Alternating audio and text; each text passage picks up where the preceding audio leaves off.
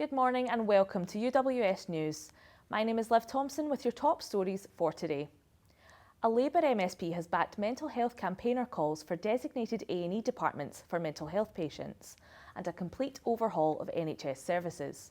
This comes after more than 13,000 people were admitted to hospital after attending emergency departments across the country in 2023.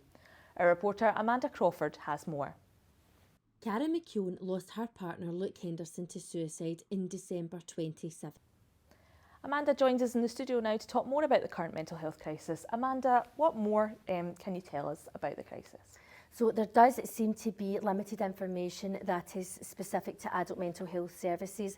However, what we do know is that in the final quarter of 2023, 80.6% of people of all ages who were referred for psychotherapies were starting treatment within the 18 weeks of their referral, which is on target. This was slightly less than the quarter ending 2022, which was 81.4%.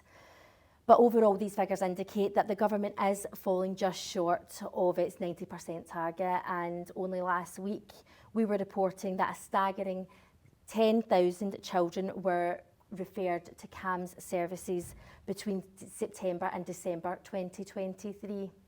And what about the Haven Edinburgh Children's Hospital? It started in September last year and supports children between the ages of 8 and 18 with mild to moderate ill mental health. It offers support with things like insomnia, friendships and confidence building. So do you think this could be the solution for children and adult mental health services going forward? I don't think so. It isn't what these families want. That project covers a very specific catchment area in East Lothian, and while it's offering great facilities to young people, it just isn't the 24-hour crisis centre that families affected by suicide want to see. However, the model itself may be something to build on, which is what we now know Paul Sweeney is keen to explore. Of course. And so what then about Karen's petition? So this is Karen's second petition calling for a total reform of mental health services. But what's even more interesting about Karen's determination is that after her first rejection, she went away and took herself back to university to ensure that she has the academia and research behind her to strengthen her campaign in Luke's name. The Petitions Committee intends to meet in May and it's expected to make a call on whether to order a full review of the services, and I will be there for the outcome. Thanks, Amanda. And now for the rest of today's top stories. Alcohol-related deaths continue to be the highest in Scotland, particularly in Glasgow areas such as the West End and Inverclyde. Whether drinking at home or at a bar, statistics reveal that harmful levels of alcohol consumption has led to a 25% increase in related deaths since 2022, putting pressures on hospitals and health centres. The NHS urged people to take care when drinking and seek support if needed.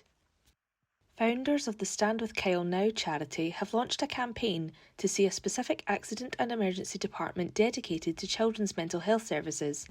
The aim is to take pressure off of long A&E waiting lists, where in 2023 4,000 patients in Scotland had to sit for a full day before being seen.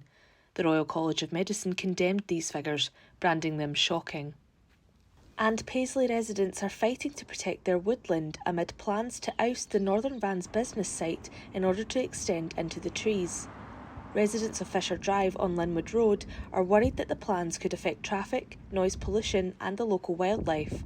I asked Labour councillor for Paisley North West, Ben Smith, for his thoughts. My understanding is it should come to the planning board and that will lay out to councillors all of the different things we need to take into consideration, environmental, planning, infrastructural.